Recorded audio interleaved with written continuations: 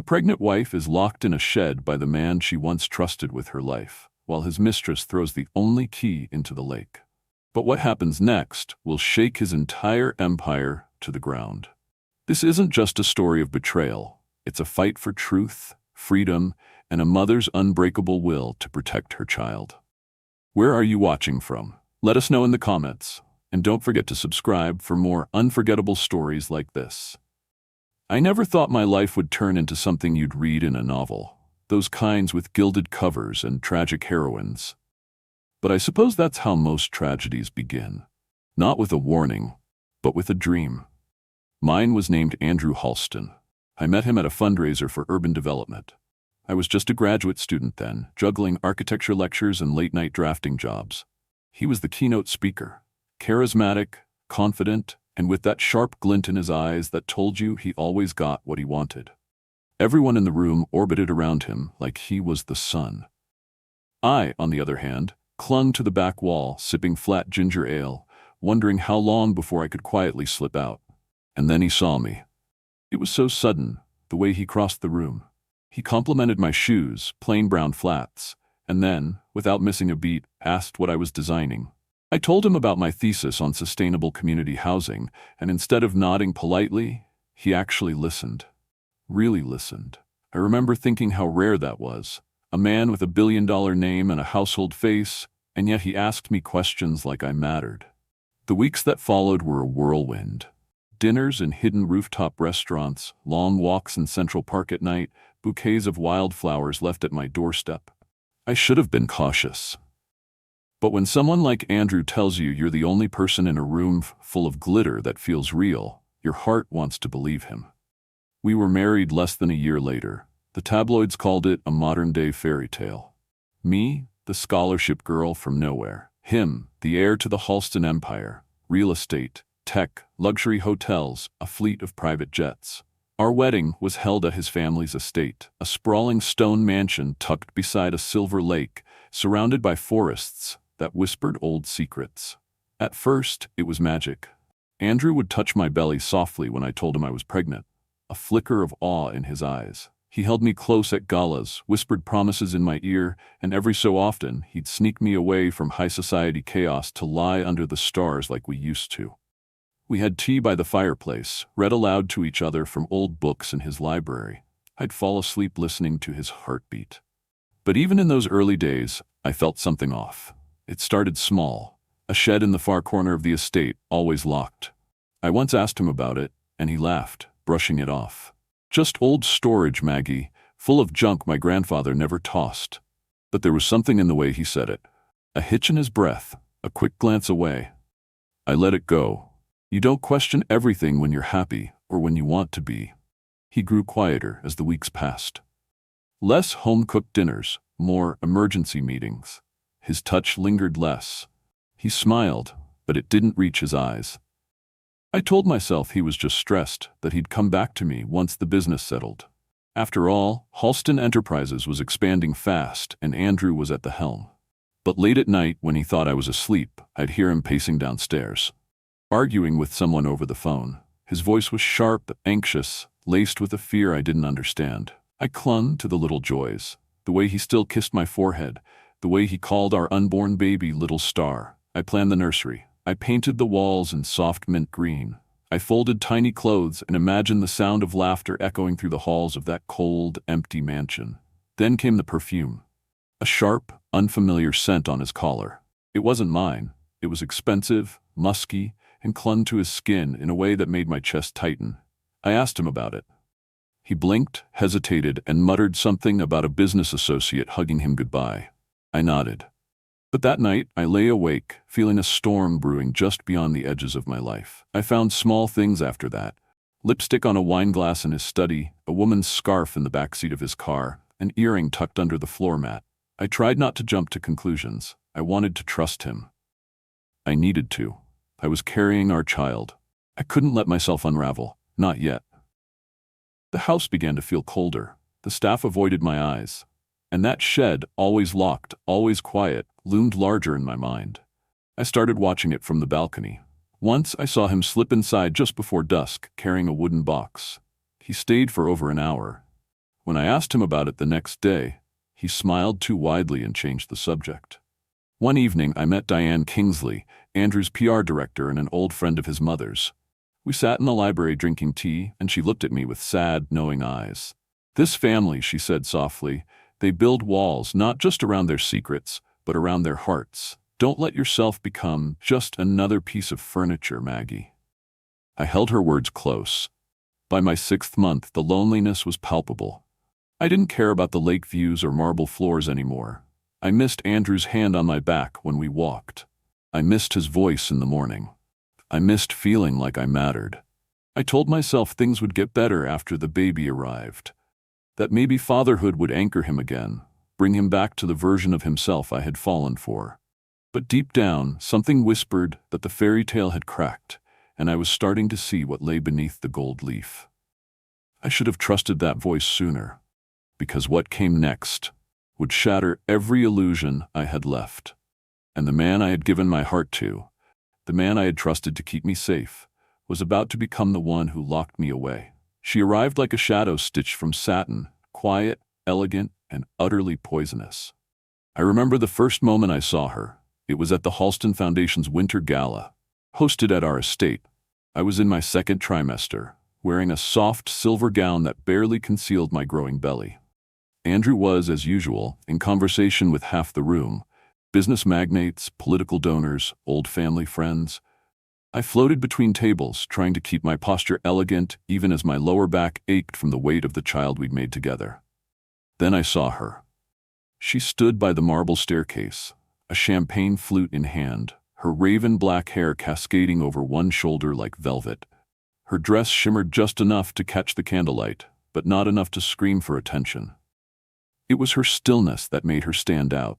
In a room full of performative smiles and raised glasses, she just watched, quietly, calculating. Andrew noticed her before I did.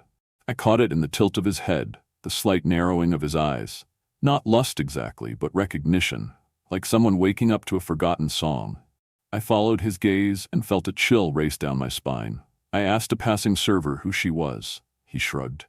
She came with the Bellamy Group. Art curator, I think. Her name was Celeste Moreau. It sounded like perfume, and she wore it like armor. Over the next few weeks, I heard the name more often. Celeste had been invited to several Halston-sponsored events. Diane, ever perceptive, once leaned toward me at a charity auction and muttered, "That woman knows how to drift into a room like she owns it. Watch her closely, Maggie. Still waters run dangerously deep." I tried to believe it was all coincidence, that Andrew was simply being polite, that he had to mingle with artists, investors, influencers, that Celeste was just another name on a guest list. But I saw the shift in him. Subtle, but unmistakable. He started wearing a new cologne, woodsy and bold, nothing like the clean citrus scent he used to favor. He worked later hours, often at her gallery downtown, under the guise of discussing philanthropic partnerships. He came home distracted, phone buzzing long after midnight, always flipped screen down on the nightstand. One evening, as I passed by his study to bring him tea, I heard her laugh through the speakerphone, low and smoky, intimate in a way no business partner's laugh should be. I stood there, just outside the door, heart hammering against my ribs. I didn't interrupt. I couldn't. Later that night, I asked him plainly, "Who is Celeste Moreau to you?" He blinked, almost as if startled. Then he smiled, too quickly. "Just a donor. A bit eccentric, but she's got connections in the European art world.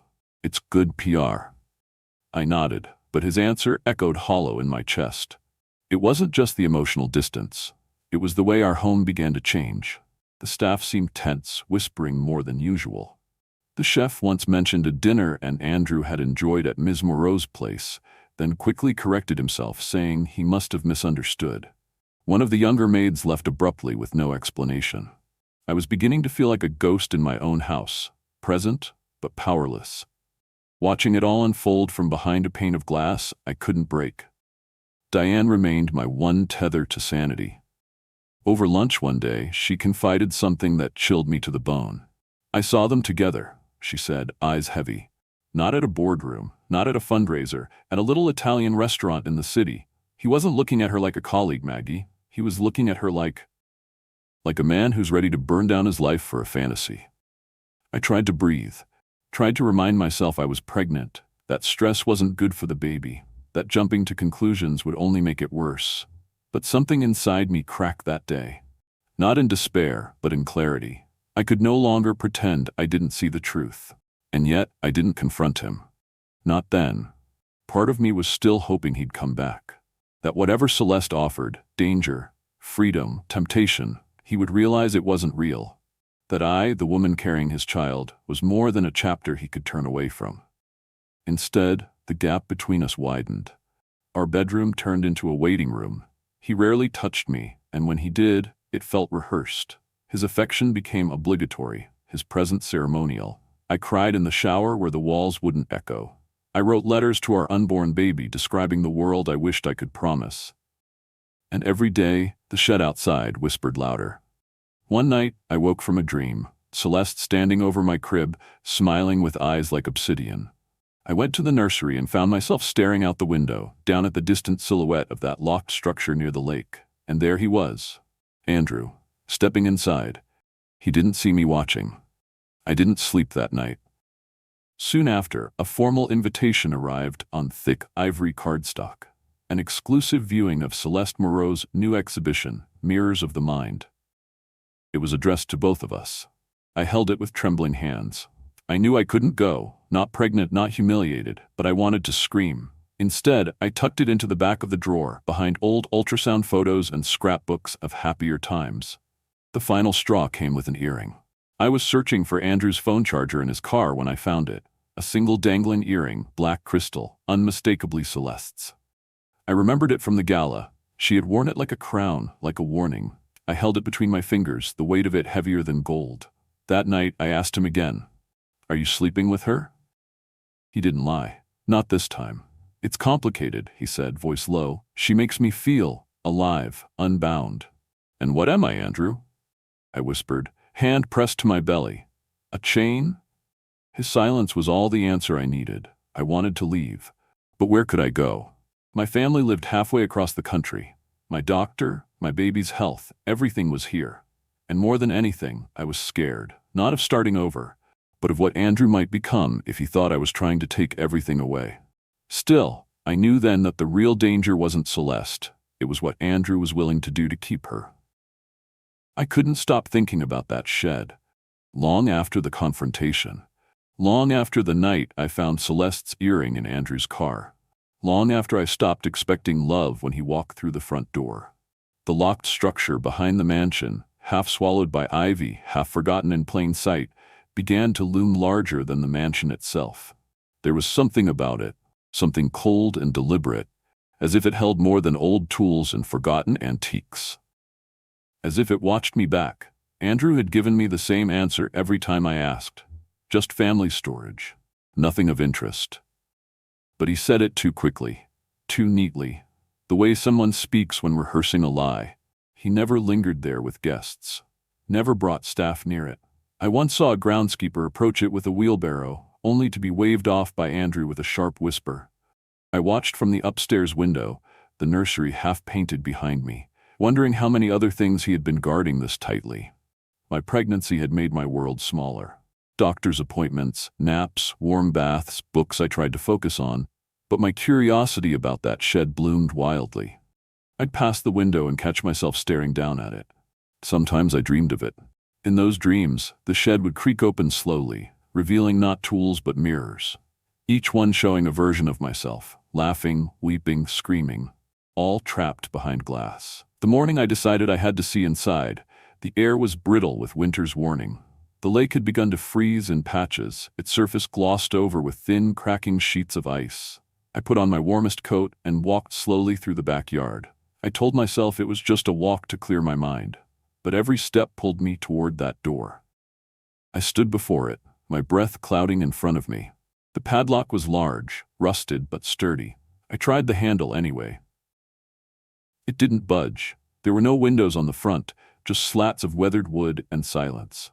I walked around the side. A small, fogged-over window sat near the back, high up and streaked with grime. I stood on a pile of logs to peek inside. What I saw made my skin prickle. Dust-covered furniture, armchairs, trunks, possibly a dresser, were draped in white sheets like ghosts in waiting. But there was something else, something newer. A tall filing cabinet, metal and out of place, and beside it a wooden box. The same one I had seen Andrew carrying weeks before. It sat atop a small table, flanked by what looked like sealed brown envelopes. Not junk, not storage, documents, maybe secrets. I climbed down from the logs carefully, heart pounding. That night, I sat with Diane in the drawing room, my tea untouched. She could always read me better than anyone. "You've found something," she said softly, placing her cup on its saucer. "I don't know what I've found," I murmured, "but I know I need to find more." Her eyes darkened, lips pressed together. After a long pause, she leaned closer. "When Andrew's mother was alive, she used to keep diaries. She'd lock them away too.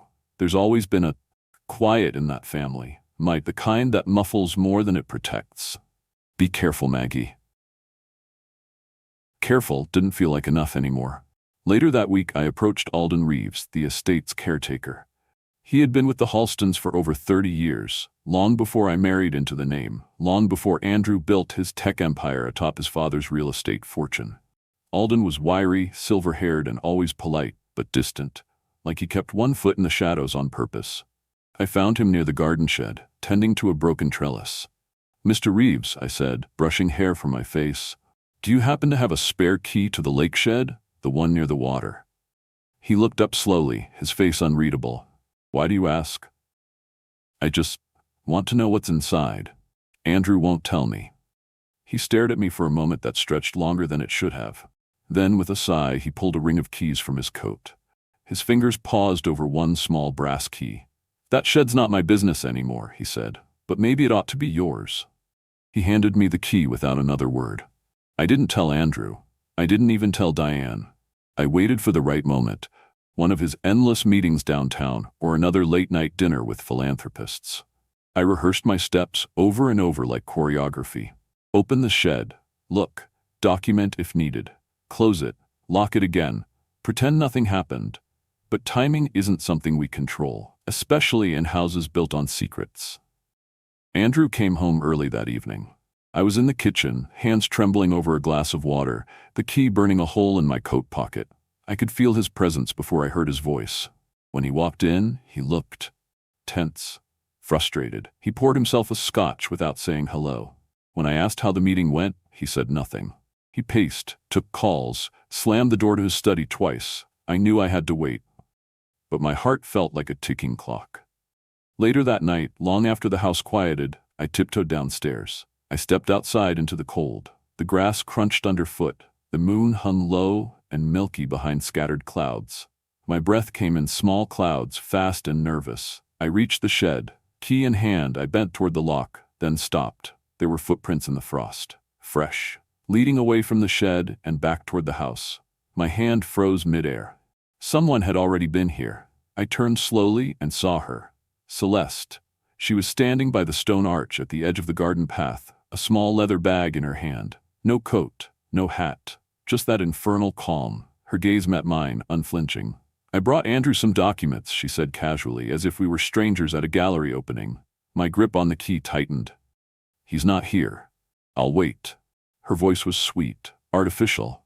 She walked past me before I could stop her, trailing perfume and poison. And just like that, my plan was derailed. The truth locked away for another day, the key still buried in my pocket like a secret of its own. But I knew something then with aching certainty. Celeste didn't just want my husband. She wanted the empire that came with him. And she wasn't going to stop until she had it all. Celeste didn't wait in the foyer like a polite guest. No, she walked through my home as if she already owned it. Her heels clicking against the marble floor like the ticking of a countdown. The leather bag she carried was small, tasteful, and deliberate, just like everything else about her. She didn't look at the framed photo of Andrew and me that lined the hallway. She didn't glance at the nursery door, left slightly ajar upstairs, where pastel ribbons fluttered in the breeze from an open window. She moved like a woman who had already decided what parts of my life were worth discarding. I followed her through the house in silence, my breath caught in my throat. My pulse beat so loudly I wondered if she could hear it. We reached the study. She walked in first, as if she belonged there. I lingered at the doorway, my hands clenched so tightly they ached. She set the bag on Andrew's desk and turned toward me slowly, her smile razor-sharp. "You look tired," she said, not with concern, but with the smugness of someone who knows why you haven't been sleeping. "I'm pregnant," I replied, evenly. "Growing a child tends to do that." She tilted her head, like I'd said something quaint. "Of course, I suppose it must be exhausting." I stepped further into the room, closing the door behind me with a soft click that echoed like a gunshot. For the first time in a long while, I wasn't afraid. I was furious. And that fury gave me clarity. "Why are you really here, Celeste?" I asked. "Because I don't believe for a second that you're just dropping off documents." She didn't flinch. Instead, she crossed her arms over her chest and leaned against the fireplace, her expression unreadable. "I'm not here to explain myself to you," she said, voice low and smooth. "Andrew's made his choices. I'm simply part of those choices now." I felt the air go thin. I should have screamed. I should have thrown her out of the house. But I didn't, because I knew that if I raised my voice, I'd lose control. And right now, I needed to keep every ounce of it. "I'm his wife," I said quietly. "I'm carrying his child." "And yet here I am," she answered, gesturing around the room as if presenting a prize she'd already won. We stared at each other in silence. Her eyes were bottomless. Mine burned. Then I heard the front door open. Andrew's footsteps echoed through the hallway. He paused outside the study, sensing the tension before he even saw us. When he stepped inside and took in the scene, Celeste by the fireplace, me standing near the desk, both of us frozen, his expression crumpled. "Margaret," he began. Celeste's demeanor shifted instantly. She reached into her bag and tossed a manila folder onto the desk. "Your documents," she said coolly, like she hadn't just carved a chasm into our lives.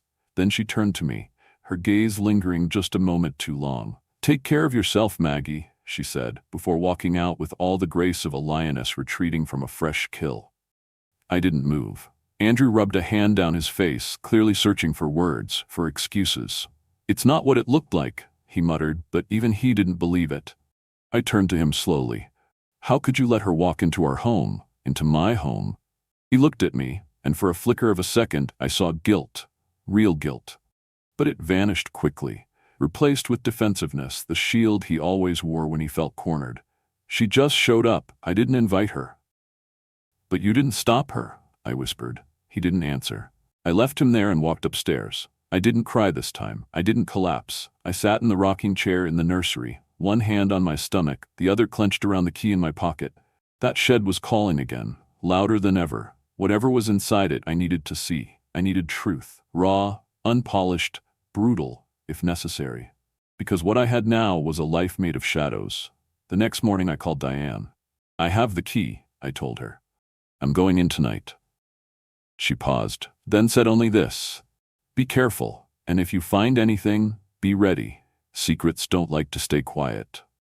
That evening, Andrew claimed he had another late meeting. I didn't ask where. I didn't care. I waited until his car disappeared through the gates before I bundled myself in a coat, slid the key into my pocket, and walked across the frozen lawn toward the shed. The lake glittered darkly under the moonlight. The trees rustled like gossiping old women. The cold bit through my gloves. The shed loomed before me, still and silent. I reached for the padlock, inserted the key, and felt the click echo through my bones. But before I could open the door, a voice cut through the night. "Looking for something?" I turned. Celeste stood at the edge of the path, arms folded, her expression unreadable. The wind caught her coat and whipped her hair around her face, but she didn't flinch. She stared at me like she had every right to be there, like she was guarding something. I didn't speak. I couldn't. She stepped closer, eyes fixed on the key in my hand. "He told me you were curious," she said softly. "I suppose I should have expected this." "What are you doing here?" I asked, my voice shaking. "How long have you been following me?" "I'm not following you, Margaret," she said. "I'm protecting him, protecting what's left of all this before you destroy it with your need to know everything." I laughed, but it came out like a breath of frost. "You don't get to lecture me about destruction? You've already burned down my life." She tilted her head. "You think I started the fire? Sweetheart, I just fanned the flames he already lit." Before I could respond, she reached out, and in one swift motion, she snatched the key from my hand. "No." I lunged, but she had already turned. With the grace of someone born to theatrical exits, she walked to the edge of the dock, raised her hand high, and threw the key into the lake. A soft splash followed. Final, cold, permanent. I stood frozen, the wind howling around me, my hands shaking. She looked back at me once, her face pale and triumphant. "Some doors are better left locked," she said, before vanishing into the darkness. And I, standing alone in the night, realized that I wasn't just fighting for answers anymore. I was fighting for survival. The air was sharp when I returned to the house, my boots soaked and chilled from the frost-covered lawn. I couldn't feel my fingertips, but that was nothing compared to the numbness blooming in my chest.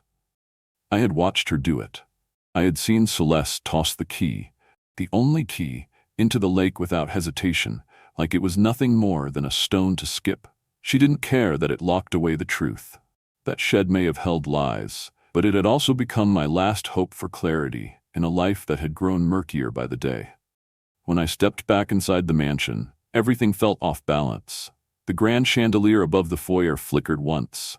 Somewhere in the distance, a grandfather clock chimed, slow and solemn. I walked down the hall, my limbs heavy, my breath shallow. And there he was. Andrew stood in the living room, his tie loosened, scotch glass in hand, pacing like a man haunted by a ghost only he could see. He turned when he heard me. His face, usually unreadable, looked hollow. His eyes moved over me, searching for something. "I saw her," I said. My voice sounded distant, even to me. "I saw what she did." He didn't pretend to misunderstand. His shoulders slumped, and for a long moment, he said nothing. "I never meant for it to get this far," he muttered. "Then why let it?" I asked. He swallowed hard. "I didn't know how to stop," I laughed bitterly. "You could have started by not locking your pregnant wife out of your life, or by not sneaking off with a woman who seems to take pleasure in slowly unraveling everything we built." He set the glass down hard enough to make the crystal shiver. "You think this is easy for me?" he snapped. "Do you have any idea the pressure I'm under? The legacy I've been forced to carry? Every day I'm suffocating in my father's shadow, in this house, in this family name." "Then why marry me?" I cut in, my voice sharper now. "Why bring me into this world of ghosts and secrets? Why promise me love and security if you were always going to run the first chance you got?" He looked at me, his expression unraveling, and then something in him cracked. "You want the truth?" he said. "Fine. That shed, it's not just storage. It's where my father kept documents, things he didn't want the world to see. Payouts, hush money, bribes. When he died, I found them, and instead of destroying them, I kept them. I told myself it was for protection, leverage, but it became a prison." I stared at him, the puzzle pieces falling into place. "And Celeste? She knows." "She figured it out," he admitted. "Or at least suspected. She's clever like that." "So you let her get close, you gave her pieces of, and now she's got you cornered." He didn't deny it. I wanted to scream. I wanted to throw every vase in the room, to collapse on the carpet and sob until the baby inside me kicked in protest. But instead, I stood still. The quiet was louder than any rage. "You locked me out," I whispered. "Not just from the shed, from you, from the man I loved." He stepped closer cautiously, as if approaching something fragile. "I can fix this." "You can't," I said. There was a beat of silence between us. Then I turned and walked away. Upstairs, I entered the nursery.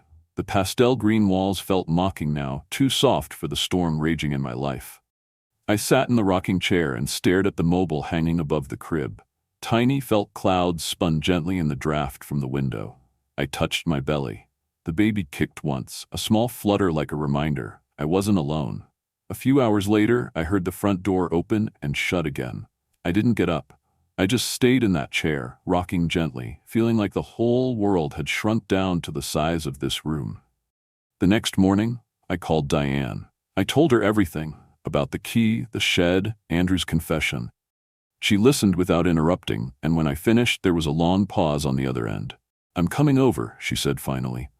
When she arrived, she didn't come with platitudes or pity. She brought a binder. "These," she said, "are contacts. Journalists, lawyers, people who still believe in truth and consequences. You don't have to decide today, but you do have a choice, Maggie." A choice. For weeks I had felt like I had none. Later that day, Andrew tried to pretend everything was normal. He wandered into the kitchen while I was making tea, asking if I wanted to take a walk around the lake.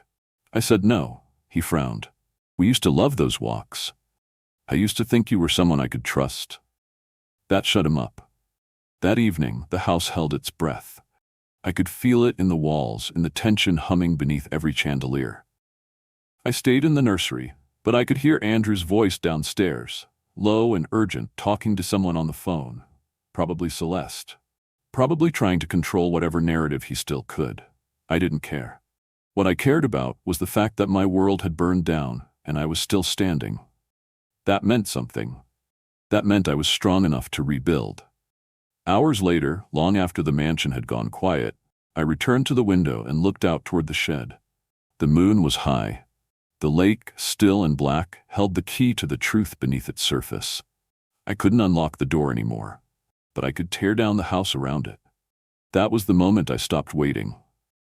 Stopped hoping for Andrew to become the man I married. I wasn't going to chase truth through locked doors or hope the person who betrayed me would be the one to set me free. I would find my own way out. Not for me, for my child.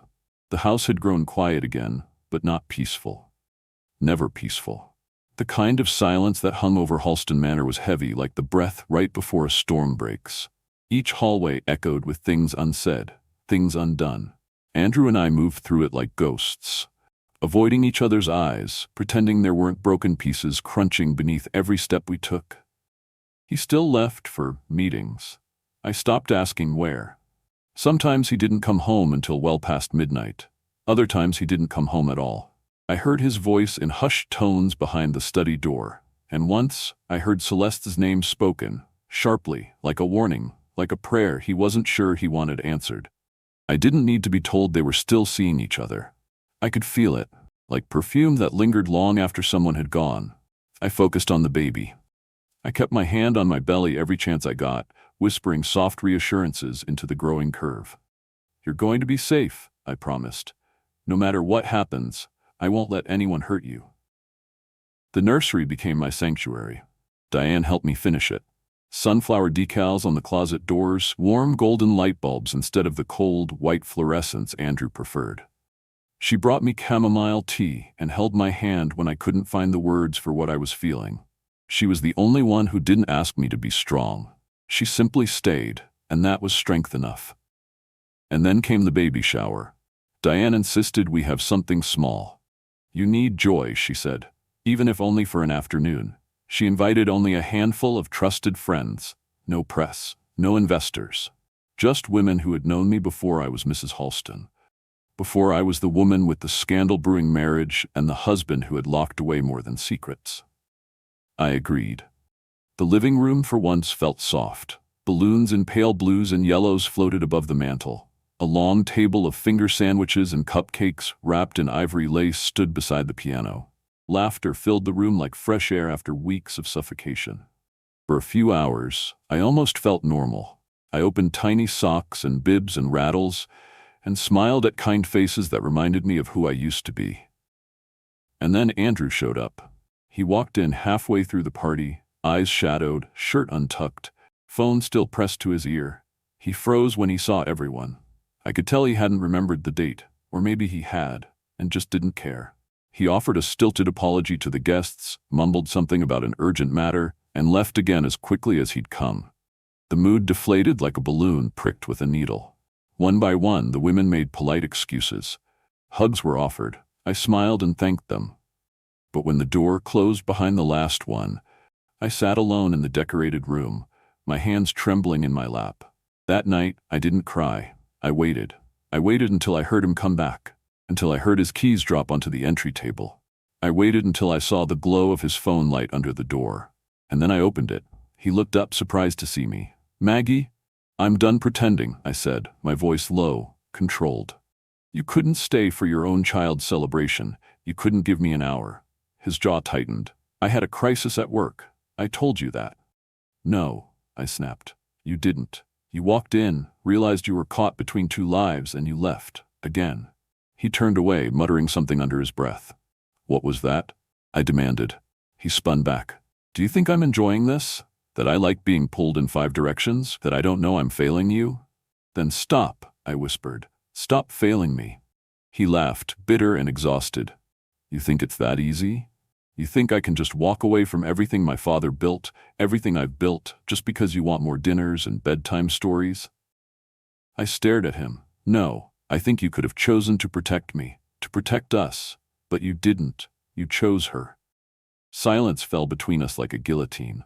I should have ended the conversation there, but something in him snapped. He moved toward me, fast, angry. You want to know everything so badly? He growled. You want truth? Fine. And before I could react, he grabbed my wrist, rougher than he ever had before, and pulled me down the hallway. I struggled. Andrew, stop. He didn't listen. He dragged me through the back doors, across the cold, damp lawn.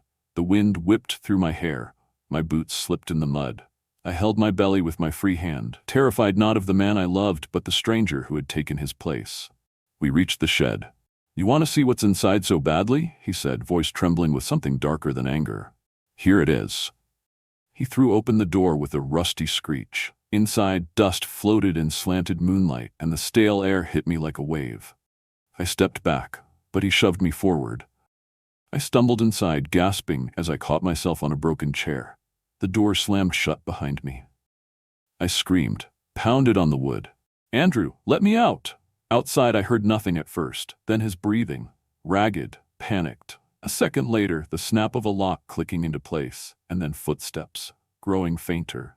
I was alone. The darkness swallowed me whole. The cold was instant, gnawing through every layer of clothing.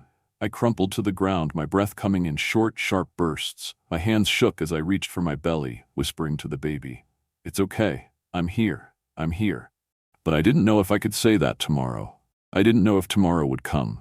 I rocked myself slowly in that darkness, the old floor groaning beneath me. I could smell mold. I could feel splinters pressing in my palms. Time stretched, long and merciless. And then, finally, I heard it. Footsteps again. Running. Then the rattle of the lock. A loud clack, the sound of the padlock breaking. The door creaked open and light flooded in. Andrew stood there, bolt cutters in hand, eyes wild with horror. "Maggie," he breathed. "Oh God, are you okay?" I didn't answer. I couldn't. He stepped forward, reaching for me, but I pulled back. His face crumpled. I didn't mean to. I lost control. I was angry, I thought. "You locked me in a shed," I said, voice hoarse. "You left me, and our baby." He dropped to his knees. "I'm sorry, I'll fix this, I swear." I stared at him, the weight of what had just happened pressing into my chest like a stone. And for the first time, I realized something I should have known long ago. There was no fixing this. Some betrayals couldn't be undone. He had crossed a line, and I would never follow him back across it. I don't remember much of the ride to the hospital. Just the blur of streetlights above the windshield, the hum of tires on pavement, and the sterile scent of antiseptic that seemed to cling to my skin before I even stepped inside. Andrew drove in silence, his knuckles white on the steering wheel, as if gripping it hard enough could somehow reverse what he'd done. I didn't speak either. What was left to say? The nurses moved quickly when they saw me, pale, shivering, barely upright. I told them I was pregnant, and they ushered me into a room lined with soft lights and hushed voices. Andrew tried to follow, but they stopped him at the door. I didn't ask them to. I didn't need to. Some things just show on a woman's face. I lay on the exam table while the OB-GYN, a calm, warm woman named Dr. Patel, checked for signs of distress. "The baby's strong," she told me, gently guiding the ultrasound wand across my belly. "But your blood pressure's elevated from the trauma. You'll need to stay overnight, and we'll need to file a report, given the circumstances." A report. The word sounded cold, metallic, but necessary. Later, in the stillness of the recovery room, Diane arrived. She came straight from her office, her coat still damp from the rain. She didn't ask questions. She just sat beside me, took my hand, and listened. I told her everything. Not just about the shed, but about the whole unraveling mess, the affair, the emotional manipulation, the secrets buried in that locked room by the lake, the silence, the cold. The moment Andrew let the lock click into place and walked away. She was quiet for a long time afterward. Then she said, "You need a lawyer." "I know," I said softly, "and the press." I looked at her. "What?" "The Halston name has always been protected," Diane said. "Your pain will be swept under the rug if you don't speak it out loud. Celeste will spin this. Andrew will hide behind legacy. You've got one shot to control the story before it controls you. I didn't want to think about headlines, or cameras, or statements. I just wanted to hold my baby safe in my arms and pretend the world wasn't as cruel as it had shown itself to be. But Diane was right. The next morning, I met with a lawyer, a kind, sharp woman named Lauren, who listened intently, her pen flying across a yellow legal pad. She told me my options. She explained custody rights, asset separation, defamation countermeasures. It was overwhelming, but also empowering. For the first time in months, I felt like someone was arming me with something other than hope.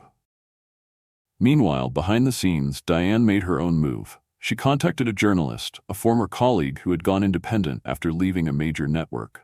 Trustworthy, discreet, someone who knew how to tell the truth without sensationalizing it.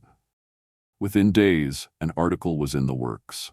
I sat down for an interview, nervous but resolute. I told my story, beginning to end. I didn't embellish, I didn't dramatize, I didn't have to.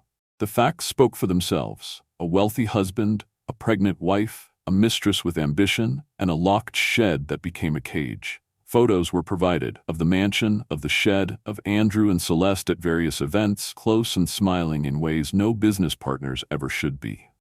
Diane had saved everything. Emails, texts, even a video taken by a staff member who'd witnessed the argument by the lake the moment Celeste hurled the key into the water. The story was airtight. By the time the article hit, it spread like wildfire. Headlines screamed across digital front pages. CEO Halston's pregnant wife locked in shed after confrontation with Mistress. Scandal rocks empire. From philanthropy to abuse, the fall of Andrew Halston. Celeste Moreau, art dealer or corporate saboteur. The public was outraged. Women's groups called for investigations. Former employees came forward with their own stories of cover-ups and inappropriate behavior. Stockholders panicked. Board members scrambled. And just like that, the Halston name, once a symbol of luxury and legacy, became synonymous with betrayal. Andrew tried to do damage control. He released a statement filled with vague apologies and deep regret for any misunderstanding. He claimed emotional instability, workplace stress, miscommunication. But the world wasn't buying it. Not this time. The board of Halston Industries held an emergency meeting. Within 48 hours, Andrew was suspended pending internal review. Celeste, meanwhile, disappeared. Not completely. Rumors swirled. She'd tried to flee the country, but her passport had been flagged. Investigators uncovered a trail of shady financial dealings, offshore accounts linked to hush funds.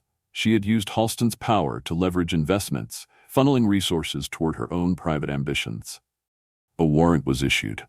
When they finally found her, she was holed up in a penthouse suite in Monaco, her empire of smoke and mirrors collapsing around her. And me? I stayed quiet. Not because I was hiding, but because I had already said what needed saying. I didn't chase microphones or interviews. I let the truth speak for itself. I focused on healing, on resting, on preparing for the arrival of the only person who had never betrayed me, my child. Every evening, I'd sit by the window of the small cottage I'd moved into, modest, warm, and entirely mine. I'd watch the trees sway outside and press my hand to my belly, whispering stories of courage and peace. Of how sometimes the people who seem the strongest are just the loudest, and real strength is quiet, steady, enduring. Andrew tried to see me once. He called, he texted, sent letters through his lawyer. Eventually, I agreed to a visit, but on my terms. In a neutral setting, supervised. He showed up looking like a man who'd finally begun to understand the cost of his actions. He cried, he begged for another chance. He talked about therapy, about fatherhood, about legacy. I listened. Then I looked at him and said, "This child will know you, if you earn it.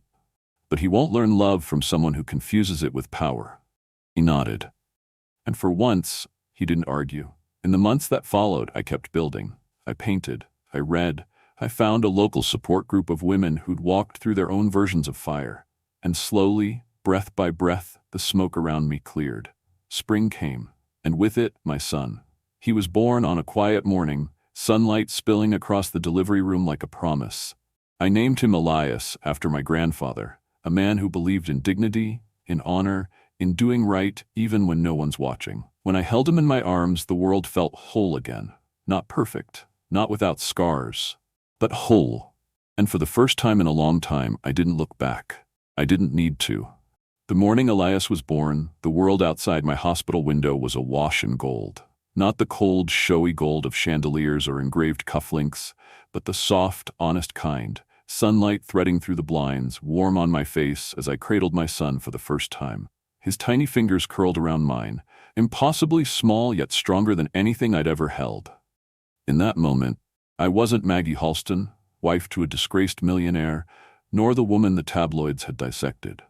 I was simply a mother. And for the first time in what felt like forever, I was exactly where I needed to be. We left the hospital 2 days later and came home not to a mansion, but to a cottage. A modest, sunlit house at the edge of town, with ivy crawling up its brick walls and wind chimes that sang gently in the breeze. The kind of place where I didn't feel like I had to whisper, where every room felt safe.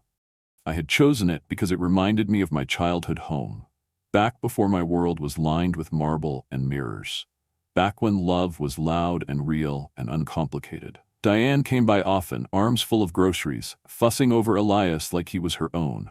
She would hold him while I napped, or rock him while humming lullabies from her youth. Grace, my sister, flew in from Oregon a week after his birth, arriving with handmade blankets and tears in her eyes the moment she held her nephew. "You're safe now," she whispered, mostly to me. And I was. I wasn't rich, not in the way society measures it, but I was free. And after months of silence and suffocation, freedom tasted better than champagne and came without the hangover of shame. Andrew tried to come back. He called more than once, sent gifts, designer baby clothes, a custom crib, even a diamond necklace with Elias's birthstone. I sent everything back, not out of spite, but clarity. Elias didn't need diamonds. He needed honesty, peace, and a father who understood that love isn't transactional. We did meet eventually at a small cafe on the west side of town, public and quiet. He looked tired, smaller somehow, like the weight of his name had finally settled on his shoulders and refused to let go. He spoke in low tones, hands clasped in front of him like a boy in a principal's office. "I've lost everything," he said. "No," I corrected gently. "You gave it away." He nodded, slow and hollow. He asked to see Elias. I agreed, but only with conditions. Supervised visits, no press. No surprise drop-ins. No introductions to Celeste or whoever came next. If he wanted to be in Elias's life, he would need to rebuild from the ground up, with brick, not smoke. He didn't argue. For a while, that was our rhythm. He visited twice a month, quietly and carefully. He brought children's books and asked about Elias's milestones. He listened more than he spoke, which was new for him. There were no grand apologies, no dramatic monologues.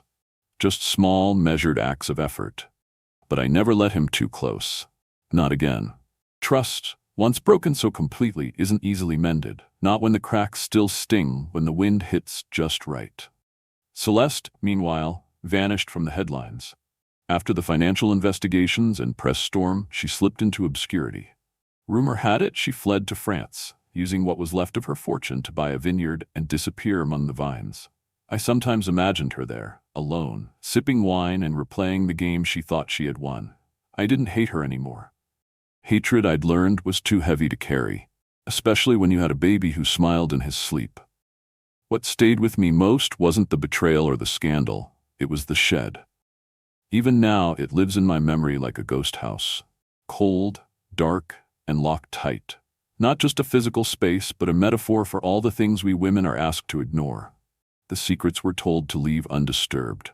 The pain we're meant to carry quietly so as not to disturb the image of someone else's legacy. But I opened that shed. I survived it. And in doing so, I made sure my son would never inherit its silence. I went back once, months later, after the thaw. The lake was no longer frozen. The estate still standing, but hollowed. Diane came with me, and together we stood before the shed. The lock, long since cut away. "I could burn it down," I said quietly. She smiled. "Or leave it here to rot. Let time bury it better than any lie could." So we left it. The shed, the mansion, the empire built on sand and shadows. Back at the cottage, Elias took his first steps. He laughed at butterflies. He called me Mama in a voice so pure it felt like the world was starting over. We planted sunflowers in the garden, our hands muddy, his giggles filling the air like wind chimes. I began to write again. Columns, essays, a memoir in fragments. Stories for women like me. For women who had been locked in metaphorical sheds and told to smile through it. For those who believed they were too fragile to fight back, only to discover they were forged in fire. And every night, after Elias had fallen asleep, I would step out onto the porch, a cup of tea in hand, the wind brushing my cheeks. I'd look up at the stars, and sometimes I'd still hear the echo of the lake, the splash of a key, the whisper of a door shutting behind me. But then I'd look inside, where the lights glowed warm and golden, and see my son curled up in his crib, breathing peacefully. And I knew the door wasn't mine to open anymore, because I had walked out of it for good. Mynet Vidbunting ang vokum thudfok kwan 102. ChatGPT.noi, thank you so much for staying with us through the very end of this story. Your presence here means more than words can say. Margaret's journey reminds us of something deeply powerful. That silence in the face of betrayal is not strength. That locked doors, no matter how intimidating, must be opened when the truth behind them threatens our peace, our safety, and our dignity. In life, we may be tempted to stay quiet, to endure, to preserve an image. But true courage lies in walking away from what breaks us and choosing to protect what matters most: our own voice, our children, and our future. Where are you watching from today? We'd love to hear your story in the comments. Every voice matters here, and your experiences could help someone else feel a little less alone. If this story moved you, inspired you, or even just made you think, please consider subscribing to the channel.